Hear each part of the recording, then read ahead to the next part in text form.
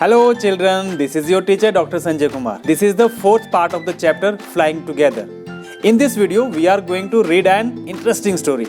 I am sure you all are going to enjoy this story. So watch the video carefully.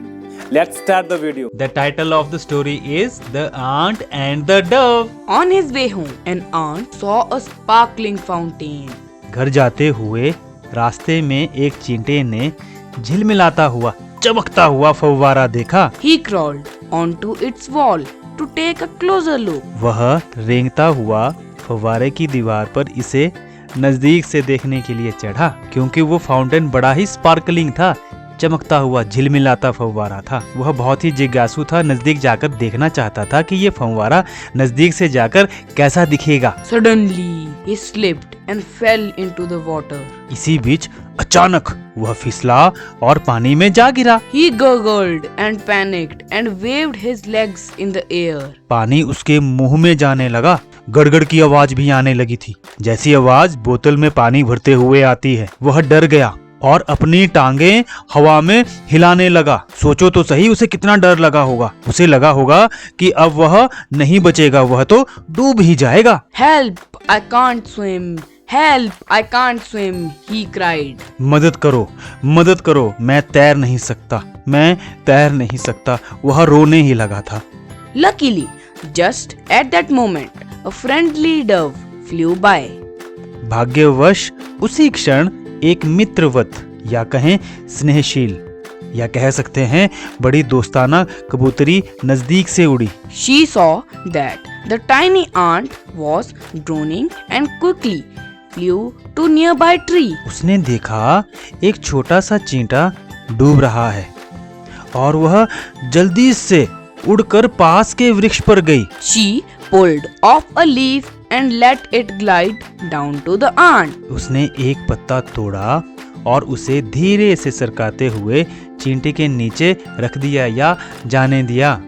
Here you are, she cooed and flew away. ये रहे आप, इसका मतलब यहाँ है कि आप अब सुरक्षित हो यहाँ। वह बोली कूड, वह बोली और उड़ गई वहां से। How was the story?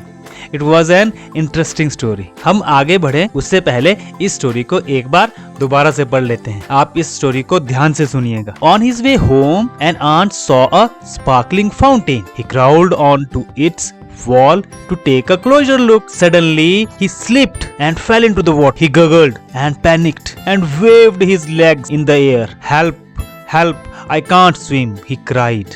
Luckily, just at that moment, a friendly dove flew by. She saw that the tiny ant was drowning and quickly flew to the nearby tree. She pulled off a leaf and let it glide down to the ant. Here you are, she cooed and flew away. कैसी लगी ये कहानी आपको? बच्चों, आगे बढ़ने से पहले एक बार वर्ड मीनिंग्स देख लेते हैं।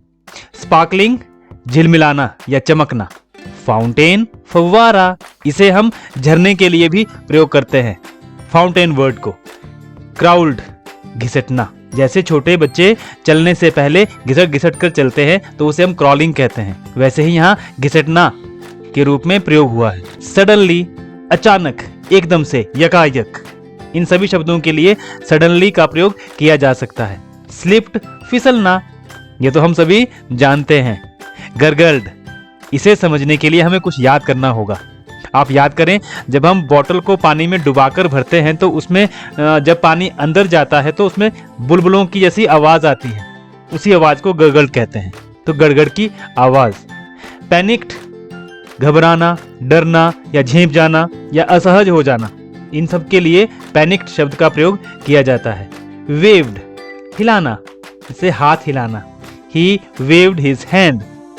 लकीली, भाग्यवश, किस्मत से, इन सभी शब्दों के लिए हम लकीली वर्ड का प्रयोग कर सकते हैं। नेक्स्ट वर्ड इज मोमेंट, क्षण, समय की एक छोटी सी इकाई। फ्रेंडली, मित्रवत, दोस्ताना। डव, कबूतर या फाख्ता। ड्राउनिंग, डूबना। क्विकली, जल्दी, जैसे हम कहते हैं क्विक क्विक, जल्दी जल्दी, वैसे ही यह है क्विकली, जल्दी से। पुल्ड, पुल्ड का मतलब वैसे खींचना भी होता है, लेकिन यहाँ तोड़ना के रूप में प्रयोग हुआ है। ग्लाइड, सरकना या सरकाना, किसी चीज को धीमे से एक समान गति से आगे बढ़ाना, जिसे हम सरकना या सरकाना कह सकते हैं। कूड, कूकना। तो ये थे इस कहानी के शब्द। यदि आप इन शब्दों को लंबे समय तक याद रखना चाहते हैं और अपने शब्दकोश में जोड़ना चाहते हैं ताकि आप हमेशा इन्हें प्रयोग कर सको, तो इन सब शब्दों के लिए एक एक वाक्य जरूर बनाना। बच्चों, अभी जो हमने मज़ेदार स्टोरी पढ़ी, सुनी, जानी, समझी, उस स्टोरी के आधार पर अब कुछ एक्सरसाइजेज हैं जो हमको सॉल्व करने हैं, जिसमें फर्स्ट क्वेश्चन है, listen the video and read the following paragraph to answer the questions.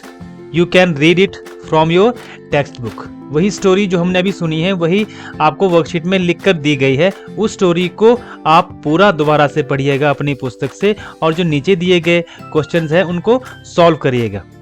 Question number 1 है, why do you think the dove help the ant? आपको क्या लगता है, आप क्या सोचते हैं कि डव ने आंट को क्यों हेल्प किया होगा?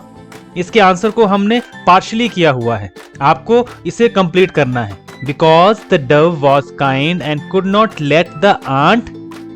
अब आप देख लीजिएगा इसमें क्या आएगा, ड्रॉन या स्विम। ये काम आपको स्वयं करना होगा।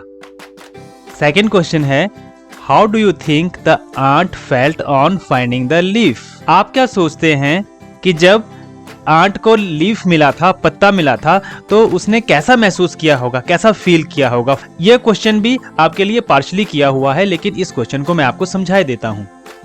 आई think the ant felt dash on finding the leaf. अब इसमें कौन सी ऑप्शन आएगी, रिलीव्ड या रिसीव्ड?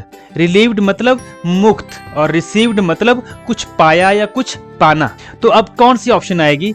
देखिए, वो मुक्त हुआ। किससे मुक्त हुआ? डर से मुक्ति उसने महसूस की होगी।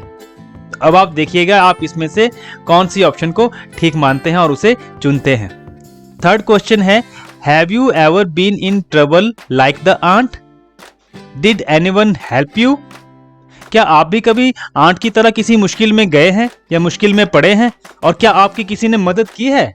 अगर आपका ऐसा अनुभव है तो आप अपना अनुभव लिखिएगा। मैंने यहाँ पर एक छोटा सा एग्जाम्पल दिया है, आइए से एक बार पढ़ लेते हैं। Yes, one day I left my pen at home. मैं अपना पेन घर पर भूल गया एक दिन। It was a test day. उस दिन टेस्ट था। आई वॉज पैनिक्ड, और मैं डर गया कि अब क्या करूं। Luckily my class teacher saw me, और किस्मत से मेरे कक्षा के अध्यापक ने मुझे देख लिया। She gave me her own pen, और उन्होंने मुझे अपना पेन काम करने के लिए दिया। नेक्स्ट क्वेश्चन है, read the paragraph in your text book on page number 34 and complete the following sentences with correct words. Page number 34 पर जो ये स्टोरी दी हुई है उसे पूरा पढ़िएगा और उस स्टोरी में से कुछ सेंटेंसेस को यहाँ पर लिखा गया है, लेकिन उनमें से कुछ वर्ड्स मिसिंग है। उन मिसिंग वर्ड्स को आप यहाँ जरूर भरिएगा। अब यहाँ पर नेक्स्ट क्वेश्चन है, right the meaning of the following words in Hindi with the help of an online और ऑफलाइन डिक्शनरी। हमने वीडियो में ही इन सब वर्ड्स के मीनिंग बता दिए हैं आप, लेकिन अब आपको एक काम करना है, इन वर्ड्स को अपने फोन पर ऑनलाइन या ऑफलाइन डिक्शनरी अगर आपके पास घर में पड़ी है उसमें से ढूंढ कर देखना है कि ये वर्ड्स कहाँ लिखे हैं और वहां पर इन वर्ड्स के क्या मीनिंग लिखे हैं। और जब आप इस वर्कशीट को पूरा कर लें तो इसे अपने टीचर को दिखाने के लिए जरूर भेजिएगा, उन्हें बहुत अच्छा लगेगा। तो बच्चों, ये था आज का वीडियो। मुझे विश्वास है आपको पसंद आया होगा। मिलते हैं अगले वीडियो में, तब तक के लिए गुड बाय, टेक केयर।